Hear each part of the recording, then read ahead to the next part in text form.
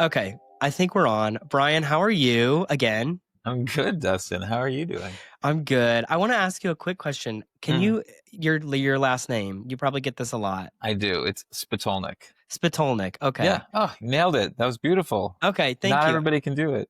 Well, I did practice a couple of times before you got on the call. Yeah. Just because I was like Spitulnik, Spitulnik. Yeah, I was like, okay, but I feel like you get that a lot.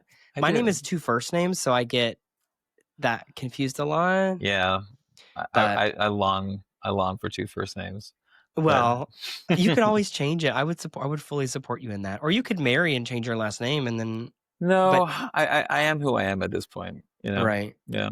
You are. I love Yeah. that's like very like Kesha. Every time I hear that, I'm like, that's like that Kesha thinking, you know?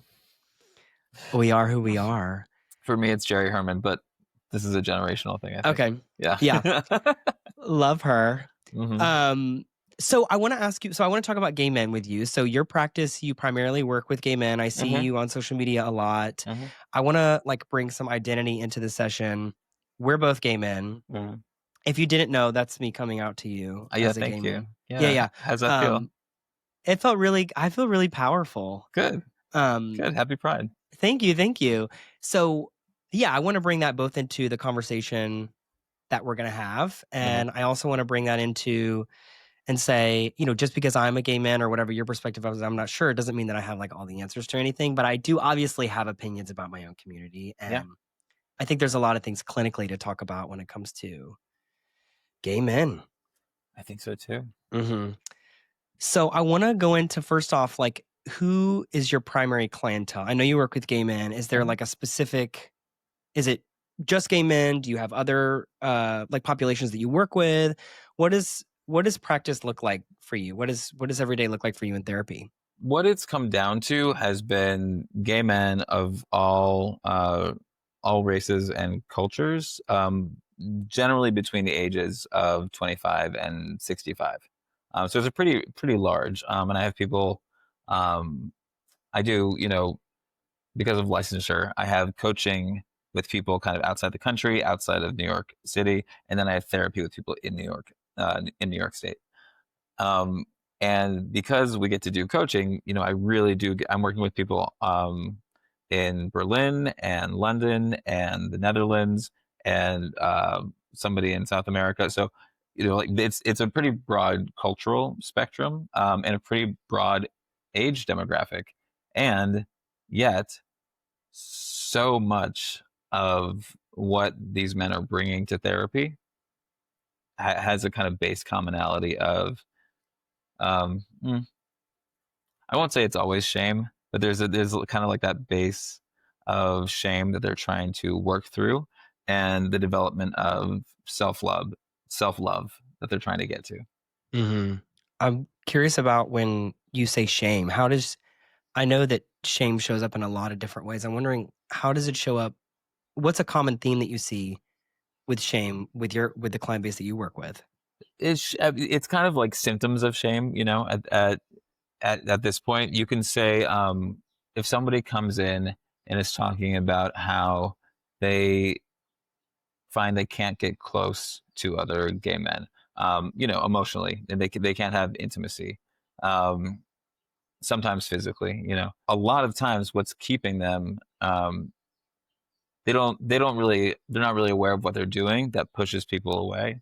The things that they're doing to protect themselves, and that protection um, is, it's survival strategy born out of shame. So out of shame of just knowing that I'm different and my difference is dangerous in some way, dangerous to me, to my survival. And so I'm going to put up this block. And then the block becomes your personality. So there's a lot of defenses there that are coming up. Oh yeah. Oh yeah. What is I feel like I'm inceptioning you with what does that look like? But I want to ask even further. Yeah. What does that look like? My assumption is that it's showing up and I'm having a really hard time maintaining relationships, hmm or when people get close to me, I sabotage in some way, hmm or I don't know. That's what's coming up when you mentioned the first part about struggling with the relationships. And Yeah. Yeah. You got it. That's right. so what is that? what does that look like for a client? Is it similar to what I mentioned, or is there Mhm. something more specific? Yeah, the weird thing about all the commonality is that it's still going to be specific to each client. Um, when I do these videos on social media, I do kind of generalize, say, here's what you're doing and here's what you could do instead. Um, but the here's what you're doing is general enough that it kind of encompasses everybody. But when a client comes into the office, I mean, I think you probably know this from your work. When a client comes into the office, I'm not saying, here's what's happening and here's what you should do. Not ever. I actually had a client today he said, I didn't know he followed me on TikTok, but he does. And he said, I don't feel like I want you to talk to me the way you talk to the camera on TikTok. I want you just to read me. I want you to read me and tell me what to do. And I was like, that's not what we do in therapy. It's just not, it's not how I'm trained, and it's not ethically what I believe. I believe in self-determination for the client. So all of this to say, there is no one thing that comes into the office. It's always specific to who walks in and to who walks in that day. You can walk in one day and the thing that you're really up against has kind of gone underground the next week. I'm curious too about one of the things that I've seen you talk about a lot in social media, which by the way, I appreciate your social media, I want to say. Thanks, I Dustin. really do. And that's what Oh, I think I saw it. And I think the first thing you say in a lot of the videos is like, hey gays, yeah. or like, something like that. Yeah. Um, and I remember scrolling probably months ago and was like, wait, that's me. Yeah. And so it's interesting, a lot of the things that you talk about, a lot of like really difficult concepts. The one that I think I mentioned earlier that's coming up for me that I'd like to explore a little bit is this concept of self-sabotage when it Mm. comes to gay men and their relationships. Mhm. Is one of the things that I feel. So you mentioned like my work. I remember in my internship, I had a client who I, I, I cared about and empathized with so deeply. And he really struggled with making friendships and relationships as a gay man. Mhm. And that was something that he just couldn't. I remember him coming in and saying, I just can't figure it out. Like, what is it? Do you have friends that are other gay men, or, do you have friends that, Mhm. and I remember, saying like, yeah, I do. And him just being like, what's the secret? Like, what's the trick? And so we ended up looking at a lot of his relationships, but I'm curious, like, that's something that comes up for you. Mhm. What what is, I don't know, is there anything that you're thinking of when as I say that Yeah, in of your work is course. coming up? Yeah. So when it comes to friendships, as opposed to romantic relationships or sexual relationships, the thing that I see the most often is that gay men don't like other gay men. They don't like the way that they dress. They don't like the way that they talk. They don't like what they talk about. They don't like where they go. They don't like how they behave where they go. They don't like the whatever it is. They don't like them. And whenever you don't like somebody or like something, and you feel like I don't like them because we have nothing in common, you know that you have to find the similarity to understand really what it is that's pushing you away. So with those men, it's in a very, to kind of make it really basic, it's internalized homophobia. They do not like what these other men represent. The freedom, maybe the freedom that they have, or just the shame that they're evoking in the person who doesn't like them. It's this constant two-way street of I'm coming to you for friendship. I'm repelled by the things in me that I can't stand in you, and then I put up defenses that then repel you away from me, and so it's just like ping pong until like there's just no connection at all. Um, did I answer your question? I think so. Yeah. I I want to go like a touch deeper in that. I think one of the things, so I looked up a couple of things to obviously to talk about like with this Uh-huh. conversation. And when I say look up, I mean I asked a couple of like gay friends of mine Uh-huh. things that I said, if you could talk to a therapist that specialized in gay men, what would you ask them? Uh-huh. And so one of the things, I have a couple of them written down, but one of the things was this weird social hierarchy that happens Uh-huh. in the gay world. Uh-huh. particularly in, I'm thinking about like gay bars, gay culture. And for the past 2 years, I lived in Philly. I worked in a gay bar, and I have never had more fun in a gay bar. I've never had more fun at a job Yeah, in my life. I mean, that job was so much fun. that's And great. so I hear about a lot of people's experiences with this kind of like this social hierarchy that we have. And I don't know, one of the things that I was thinking about kind of breaking up to you was, what do you think about that? Is there something that you feel like gay culture promotes in order to like have that, I don't know, like Yeah, reaffirmed, or I don't know if yeah, anything's yeah. coming Of up in that course, of department. course. We do that thing that all marginalized groups do, which is we keep each other down. We kind of use the tools of the oppressor to, it's horizontal oppression. And I'm talking like kind of like in theory here to you because you're also a clinician, but this is the thing that we do to each other, and it's actually very similar to what I was just saying about, a gay man who can't stand um, other gay men because of the things that he's ashamed of. Well, if I'm going to go into a bar and be hypercritical of you, Dustin, it's going to be my own critic, my own inner critic, just bouncing right off to protect me by being critical of you. So the hierarchy, we can't talk about the hierarchy without talking about race, because you talk to any um, when I was in school and now with my clients, I have a lot of men from different races and different cultures, and when I've asked when the subject of homophobia comes up or internalized homophobia within the gay community, they all say it's not like homophobia doesn't show up for me. It's racism that shows up, and so that's a huge part of the hierarchy. So for you, you're cute as a button and you're white and you're thin. And so like you're gonna have a great experience in a gay bar in Philly. You're top of the hierarchy and you're young, and that's really highly valued. Um, but what we do to each other is we pull at each other, we pick at each other um, when that value starts to diminish, because we're all going to get older, our bodies are going to change, the way we look is going to change. So no matter where you are in that hierarchy, you're not going to stay young forever. You might stay beautiful forever, um, but that's all in the eye of the beholder.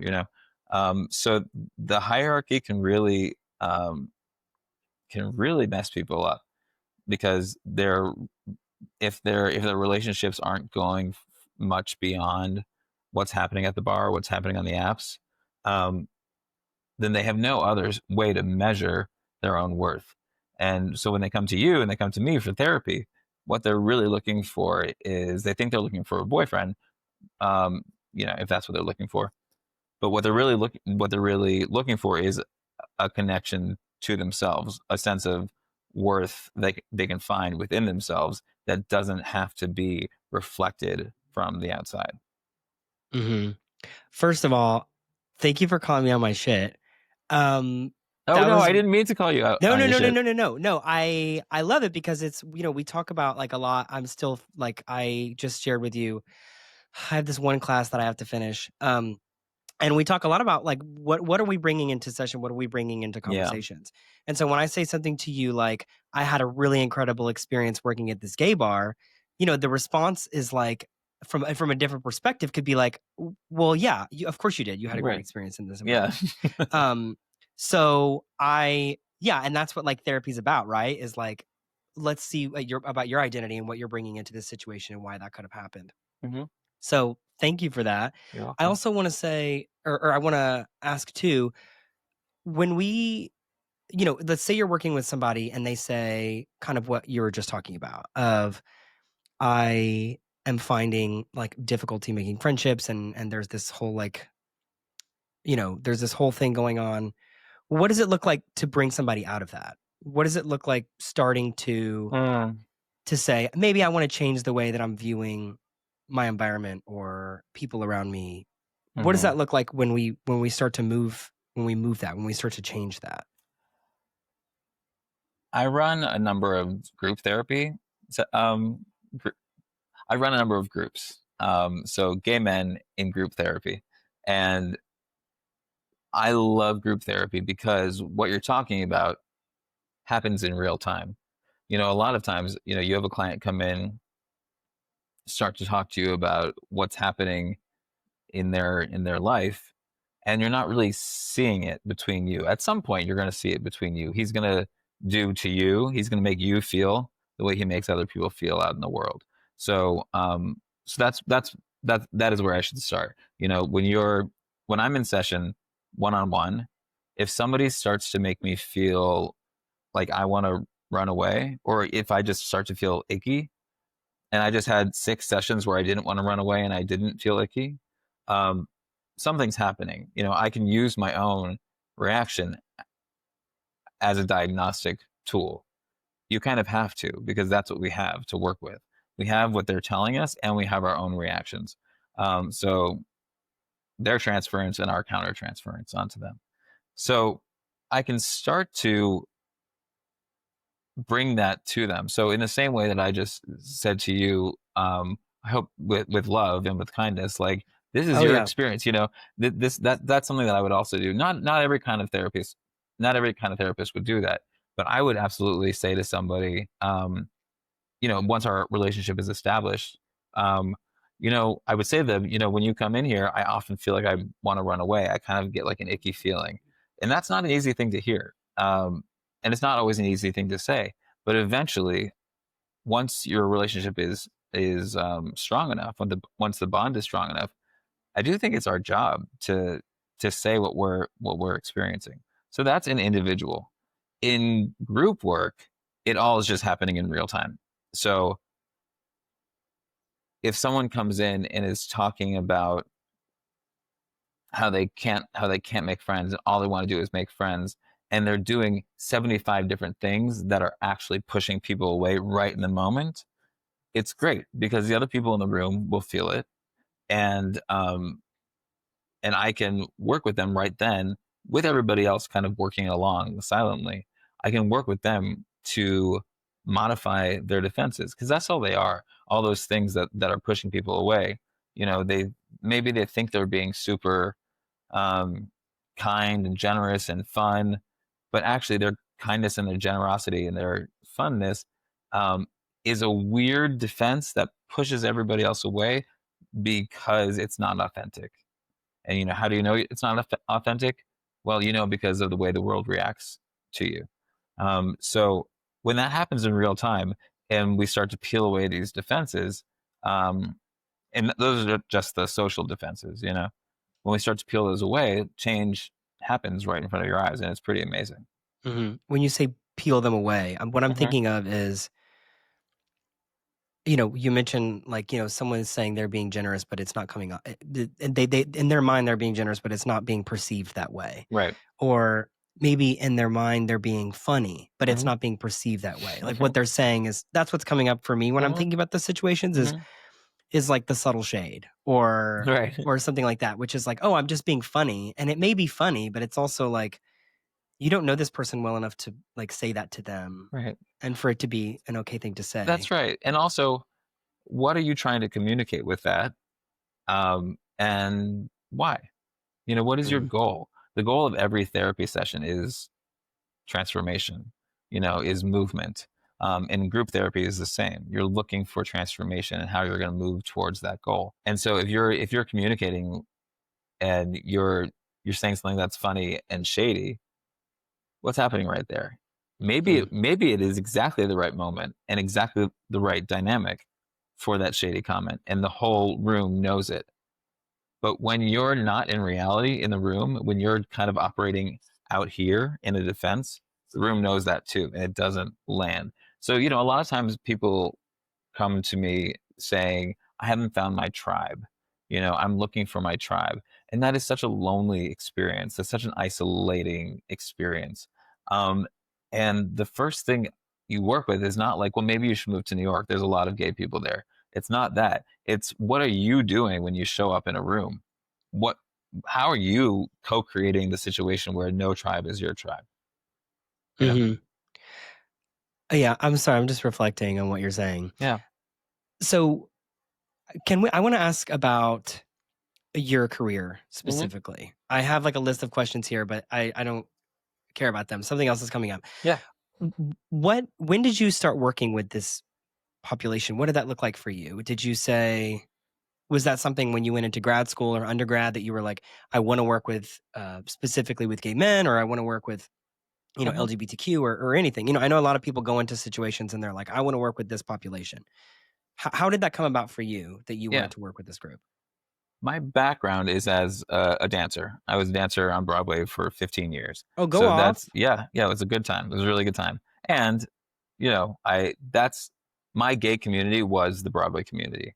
So everything I learned about what it meant to be gay, a lot of the topics you'll see me talking about online are things I learned about because I was in the Broadway community and I saw in the Broadway community. And one of the things I saw was how as we age, as gay men age, and this was also very specific to gay men who are dancers and gay men who are in the arts. But as gay men age, there's a kind of cliff.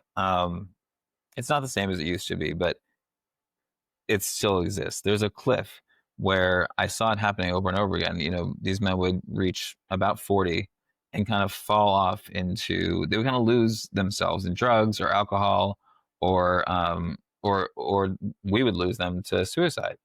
And that happened 3 times within the span of 15 years that coworkers of mine killed themselves. Um, and there's a lot there, of course, but that scared the shit out of me, because I was going to be 40 someday, and like, what was going to happen? Um, what was going to happen when I lost that job on Broadway? Was I going to completely lose myself too? So I knew I had to stop dancing at some point, and I wanted to get ahead of it. I didn't want to have them tell me that I was done. So I started really looking around for what else to do, and I started having this idea that what if I could get these men who I shared a dressing room with into therapy? What would their lives look like? What would my life look like if we really had a different path? If we had a path that looked like getting help and self awareness and self love and community, real community. So when I went to grad school, that's what I wanted to do. I wanted to work with my community. And when I was first out of school, I was focusing on gay men, but also artists. Artists at large, all genders, all sexualities, because artists at large really do face a lot of the same issues that gay men face, just being marginalized and kind of off of the normal trajectory of cultural norms. Um, and that was great. I'm really glad that I did that. But the whole focus just kind of naturally still shifted towards helping gay men. So it was what I wanted to do because these were the people that I knew, these were the people that I loved, and these were the people that I wanted to help. What made you did you ever have any experiences where you kind of what we're talking about with defenses and stuff, was that something that was ever really prevalent in you that you had to identify that behavior and say, "Wait, what am I doing here?" Oh God, yeah.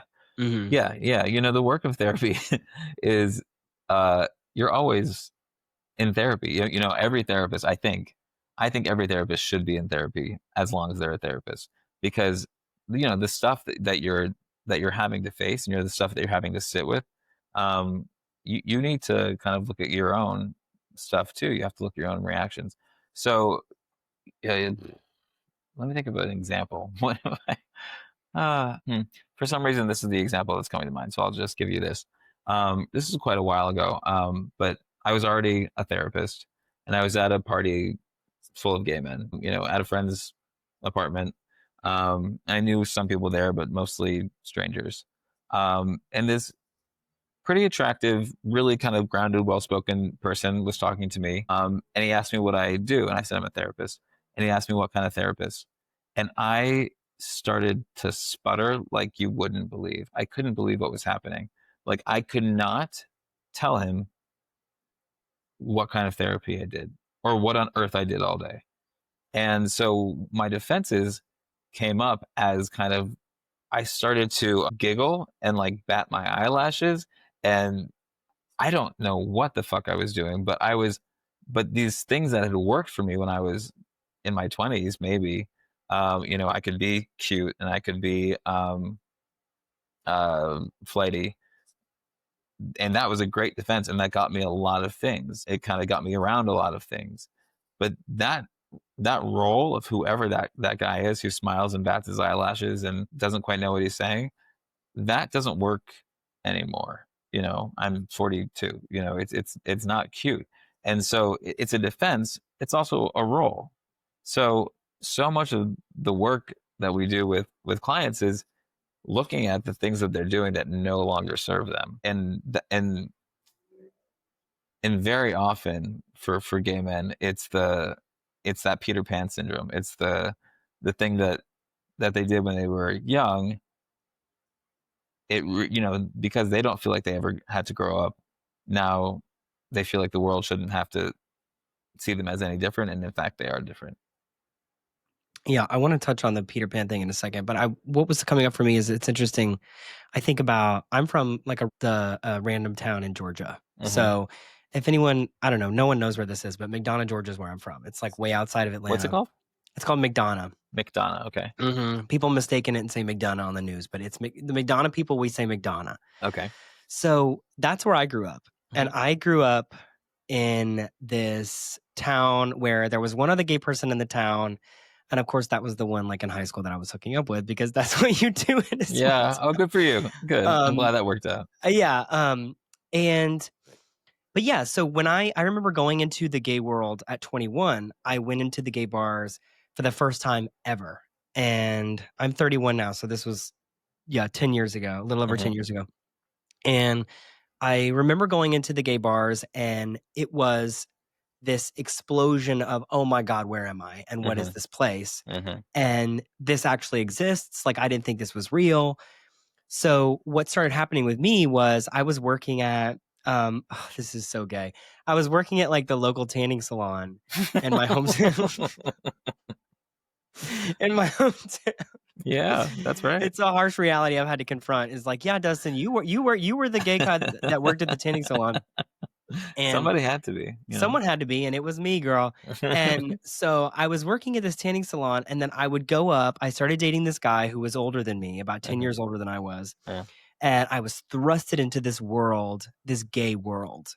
And it was in the city, so I had to like, drive in town, and my like little $200 every 2-week paycheck like wasn't going to get me very far there. And so I remember going into that environment and just being like amazed and enthralled and encapsulated and thinking, I want to be here. This is what I want to do. And it chewed me up and spit me out in like 2 years, I'll say. There was some other things. My drinking got way out of control, kind of like you mentioned. And it was like 2 years later, I was like, okay, I got to like cut the drinking out. So things went up really low and really high and really low for me. And what I remember in those moments, a lot of it was I could probably count on like one hand the people that I felt were nice to me.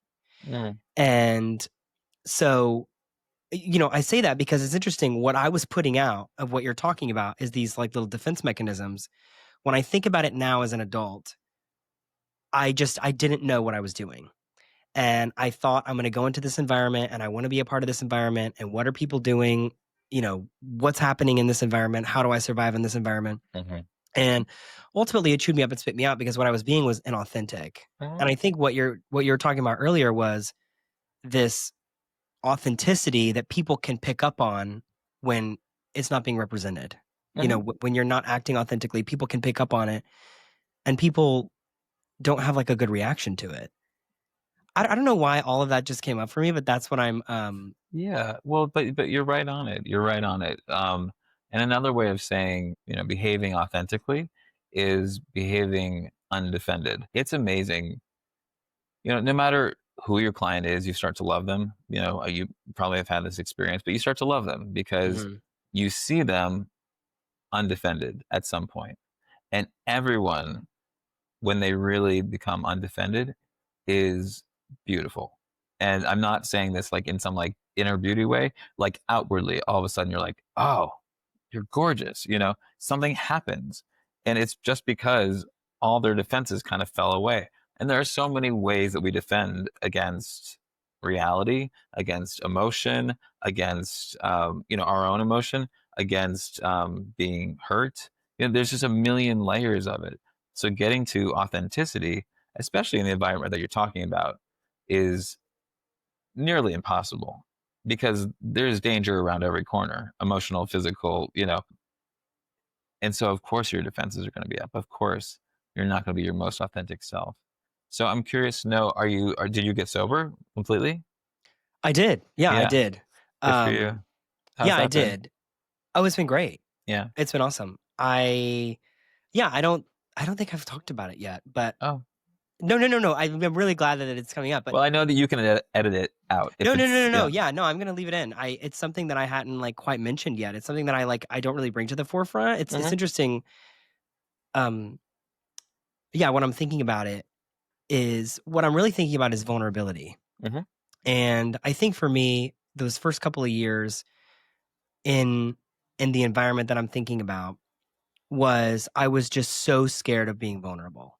And I think one thing that was different with my experience working in the gay bar later was that I recognize that in other people now. And like when you're working with gay men, it's like sometimes or people in general, you have to say what you want. And so I think for me, especially with friendships, it was like, I want to be friends with this person. This person is like another gay man, for example. Hmm. I want to be friends with them, but I want to keep it cool, or my defenses are up. So I'm not going to like reach out, or I'm not going to express vulnerability. And I'm not going to say, hey, I would like to hang out with you because no, Mm. no, no, I have to play it cool and I have to do X, Y, and Z. And yeah, I think for me, what I started to do was just be vulnerable, and people responded to it really Yeah. well. I don't know why this is becoming about me. I don't know. I'm gonna No, stop. Is no, no, anything don't coming up? stop. No, no, it's great. Yeah, no, because what you're saying is, there are all these different ways of talking about this one thing of being true to yourself, being true to who you are, no matter the context, and being vulnerable. Brene Brown has all that great research on vulnerability and shame and all of that, and it's wonderful. Um, and actually, that's another reason I started doing what I was doing. I was like, why is Brene Brown not talking about gay men? Why are we not mentioned at all? She's like straight men, and they're have to be strong, and women, blah blah blah. Nothing about gay men, and it was frustrating to me because I feel like we have like the original shame, and it's not true, but I mean, I feel like our shame is like so core to who we are. And so the bravery that we have to find to be vulnerable, to be authentic, to allow our defenses to drop is huge. So for you to go into, again, for you to go into that environment and just even to say, um, I want to be friends with you, or can we hang out? Or what are you doing later? It's terrifying. It's terrifying. It feels life or death because at some point it was life or death for you to want intimacy with another man. Hmm.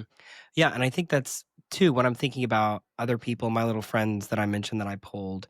That was something whenever, not so much now, but whenever they were switching from high school into college, it was it was this transition of okay, like I feel more comfortable around women, so the majority of my friends are women. Hmm. But I would like to, I see other gay men hanging out, and I see other gay men, doing things together, and other queer people doing things together, and I want to be a part of that thing. But it feels so intimidating to like budge my way in there, or to try Mm, to, I don't know, to try to get in there. And I think like what you're talking about is it's when you come from an environment like high school, where high school is really rough for a lot of like queer people, and we're yeah. talking about gay men specifically, but is really hard for a lot of gay men, and they have to be so defensive, and half of us had to be straight, which I mean, was anyone really buying that? For some of us they bought it, but no one bought it for me. And Yeah. moving from this complete personality that we had developed and created to something authentic, and like stripping that away seems almost counterintuitive, you would think, because it's like this thing that was so Oh, and fundamental almost to me. impossible. Hmm. Yeah. Yeah. I'll tell you, I'll tell you a little bit about that period for me going from high school to college. Um, I majored in musical theater.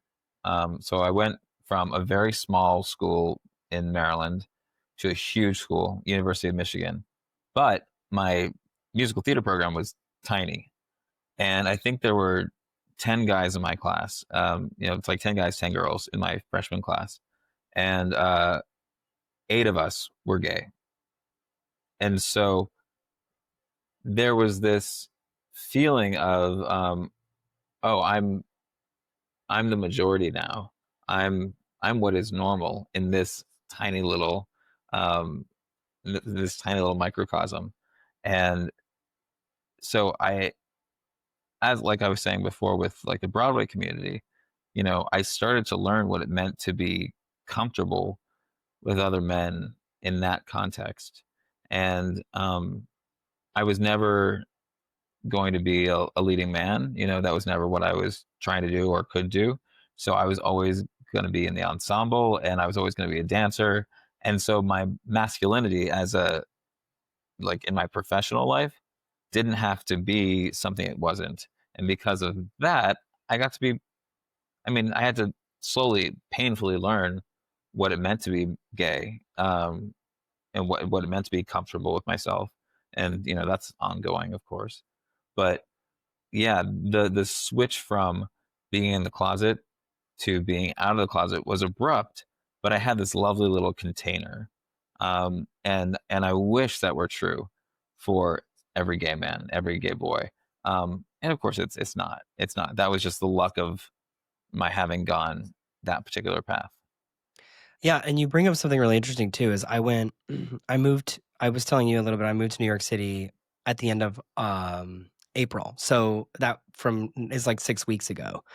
Yeah. And so before that, I lived in Atlanta, and then before that, I lived in Philadelphia for 2 years, and then now I'm here.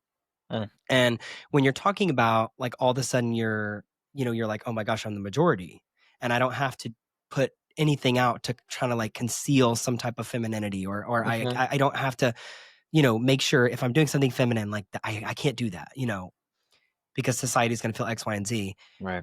It's making me think of so I went back home for like 2 weeks, and I stayed with my sister. My sister lives in a town that it's a smaller town as well. And so one of the things that I found myself doing, I went to the gas station one time, was like unconsciously code switched at walking into the gas station. Mhm. And in this small town, and I talk about it with friends too of, we live in this bubble sometimes. And I feel pretty comfortable in my little queer bubble. I like it there. That's why I stay there. Mhm. But I forget that there are a huge amount of queer people that don't live in that bubble. Mhm. And so it's interesting you're talking about, I was thinking about, because I had been in that bubble for so long that it's like, I can't even imagine what it would be like to hear someone say to me, like, I don't affirm your sexuality or something like that. They would say it in a different way. Yeah. That'd be the Um, nicest way that they yeah, could that'd be say the that. nicest way. They'd Yeah. say something else. But, Mhm. it's because I've been so far removed from that. But I forget that there's so many people, especially like people that don't have the resources yet to move out of that, Right. that are not in those bubbles. Yeah. I work with a number of men who were married to women for like their entire lives, like raised kids, like married for like 30 years. And the kids go to college and they finally come out. And somebody said this recently in a session that all of the stories he had told himself, all the scary stories he had told himself about what would happen when he came out, about what would happen when he lived his, true sexuality openly, none of them happened. Um, Mm, Now, he was lucky, and the other men I've talked to, they've been lucky because, of course, that is not always true. mhm, But what is true is more often than not, I think I could say more often than not. I don't think I can say that confidently. What I've seen more often than not is that when people come out, no matter where they are, if they have a circle of people that love them, um, they're going to be loved. They're going to be accepted. And it doesn't mean that like the guy at the gas station is going to love them. That is a whole other thing. But I'll tell you the truth. I don't think the guy at the gas station loves me here on the Upper West Side either. I went to a hardware store not too long ago, and it was frightening. I was frightened. I could not believe how frightened I was. And that was in New York City. That was in Manhattan. Hmm. So I think there's always going to be that for us. Unfortunately, it just means that we're always going to be living until we're not in a heterosexist and homophobic world. Um, but it there are also going to be pockets, even within the most kind of desolate community. Hmm. Desolate for gay people, I mean. Hmm. Because ultimately, I think people are people love people, Right. and I think um, I want to touch on something too of when there are people that feel rejected by the queer community Mm-hmm. and people that feel rejected by pockets of gay communities. I see this a lot on social media. I have a really good friend of mine who was like, I would like for you to like, maybe talk about this or have some kind of dialogue. Mm-hmm. But let's be honest, there is a, and I have to like recognize like my part, your part, whatever in this, but there in the gay world, there is the stereotypical like white guy who is maybe is cisgender white guy who is maybe even a little straight passing, who is objectively good looking, who has like this perfect body, who experiences all these things, and there is this sense of rejection from a lot of other members in the community of kind of the little groups of like that. What I'm thinking of is the group, the picture of like the 20 guys on like in Puerto Vallarta or something, and they're all white and they all have six packs and they all are like, And there's speedos. yeah, they're all in a Speedo and they're all like blah blah blah. And I'm not talking shit about that group of people. Like I don't want to say that, or I don't want to say. Mm. I want to say what I'm bringing up is like I think a conversation about there's so many people in the community, especially you mentioned earlier, people of color, gay men of color, who don't feel connected to that. Mm-hmm.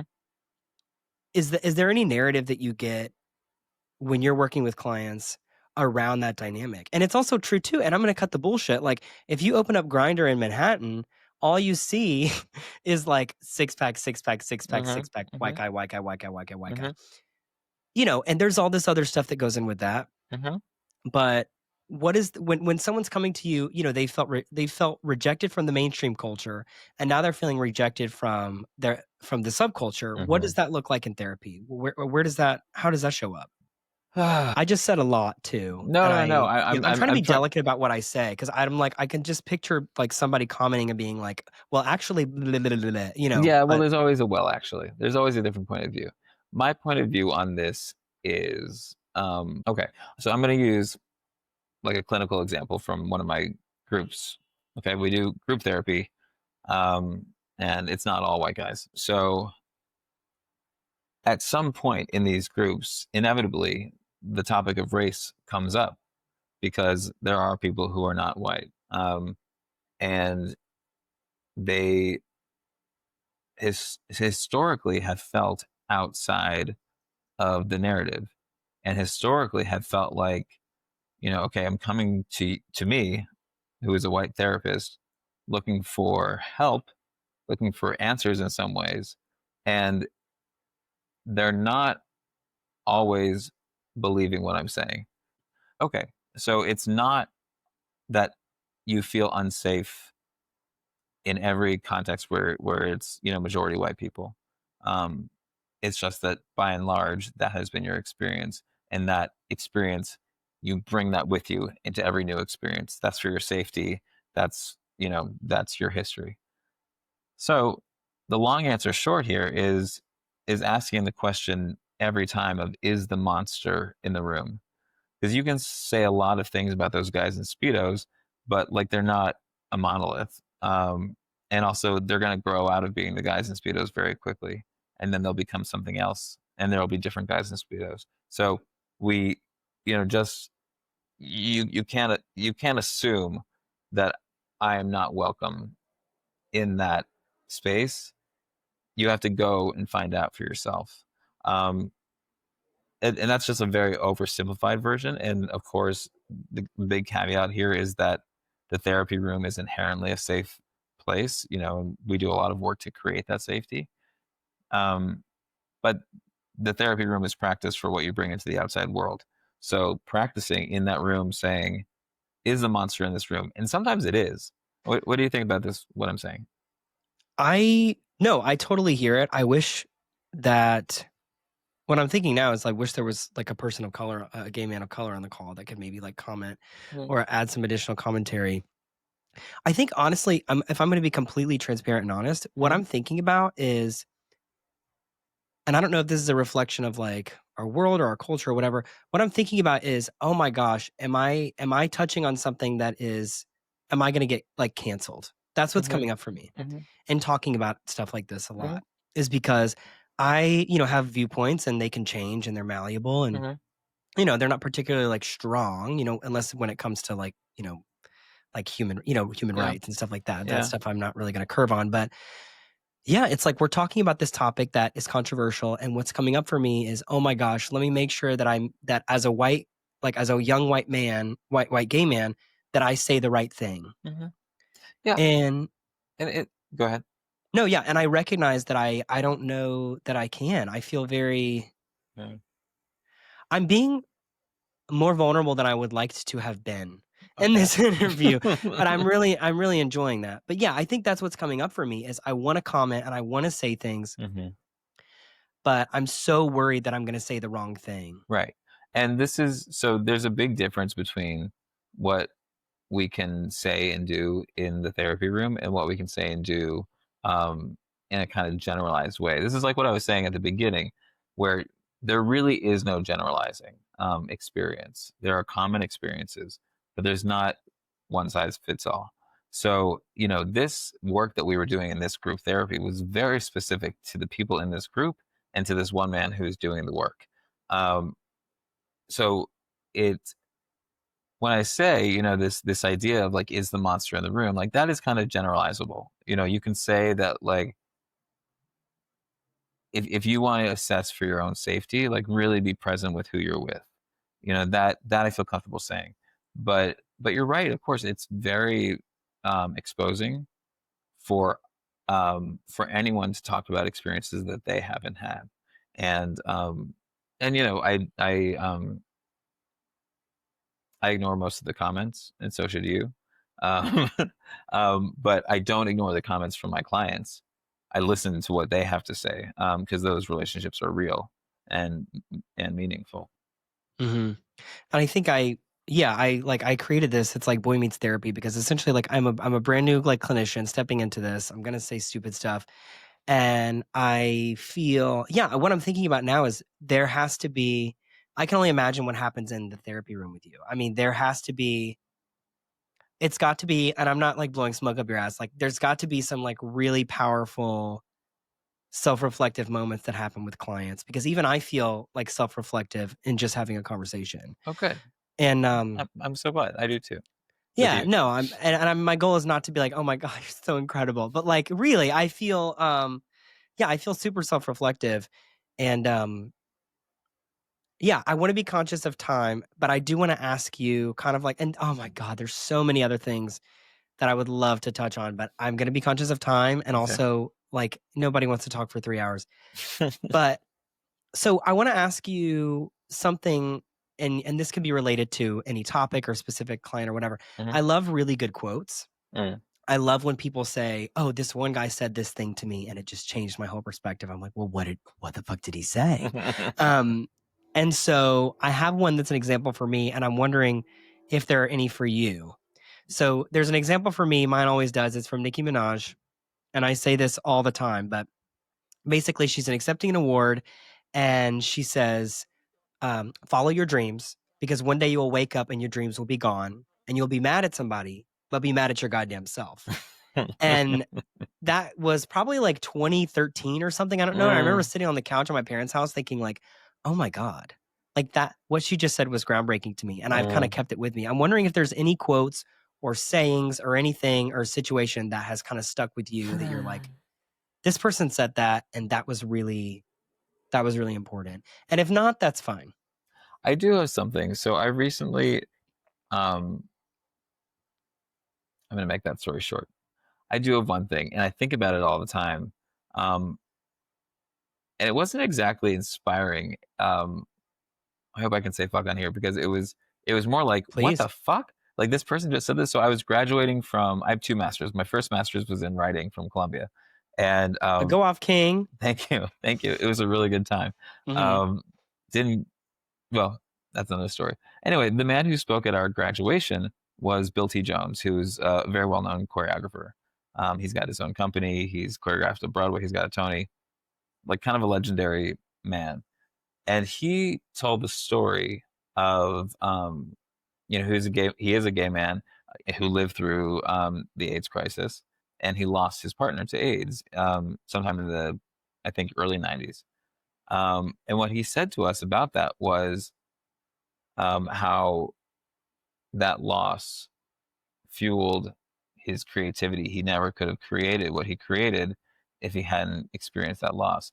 So he looked out at all of us, graduating with our little MFAs and said, I wish you all great tragedy. I was like, Mm. what the fuck? What?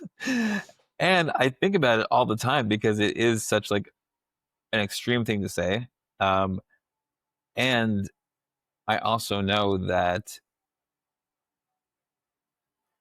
the tragedies in your life, the hard things in your life are the things that make you. They can also be things that break you, of course. And the hard things in my life um, have broken me for a period.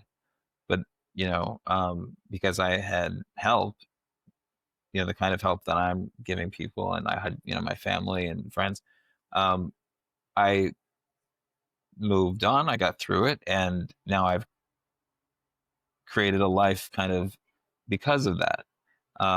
And so I have a very different perspective now on the idea that everyone should have a great tragedy. I still don't wish a great tragedy on anyone. I think that that's pretty horrible. But I will say I have a different understanding of what that meant. That's okay. I'm sorry. I'm gonna add because something just popped up for me too. Okay. And this is more personal. But I'm gonna share it. So it's interesting. Whenever I made the decision that I needed to stop drinking, this was 2017. So this was like, a while ago. And I remember like having this terrible experience drinking, and I wake up and I'm like, oh my God, I have to stop. I feel like Jennifer Coolidge. I'm like, oh my God. I wake up, I'm like, I gotta stop. These gays are trying to murder me. Yeah. And so I remember waking up and thinking, this has to stop. And the story is more intense than that, but we don't have to do all that. Okay. But I remember talking to a friend of mine's mom who was also sober. And I was 23, and I'm talking to my friend's mom who's like, in her 60s, and it was such an interesting conversation to have. Yeah. And I told her about how terrible my life was and how everything was in shambles, and oh my gosh, poor me, poor me, poor me. And she just goes, I'm so excited for you. And I remember exactly what your reaction was. I was like, what the fuck? Yeah. Like, did you not hear what I just said? But obviously I can't say that because this is like my friend's mom. Mm-hmm. I can't do that. Mm-hmm. And so I remember thinking I was truly gagged. Like my tea was clocked. I was like, okay. Yeah. And that didn't make sense to me until maybe a year later. Mm. And kind of, it was like, I understand what she was saying when she said to me, I'm excited for you. Mm. Because I don't know, just in the vein of you're mentioning like great tragedy, like it was just something that was coming up for me in that. Absolutely. In that And, probably sounds like what she was saying was you will already have learned so much at such a young age because you got to experience kind of your life falling apart for this moment. Chances are it won't stay fucked up. Yeah, I hope not. Things are going pretty well. I It hope looks they like stay things are looking up for you. Yeah, I think they're going pretty well so far in my tiny little Brooklyn apartment. Well, Brian, thank you so much. You're so Thank you for welcome. coming on. Happy Pride Month. And I've really, really, enjoyed this conversation with you. Thank you so much for coming on. Thank you for asking me. I've really enjoyed it too. I'm looking forward to seeing what you do next. Of course. All right. I'll see ya. Okay, bye.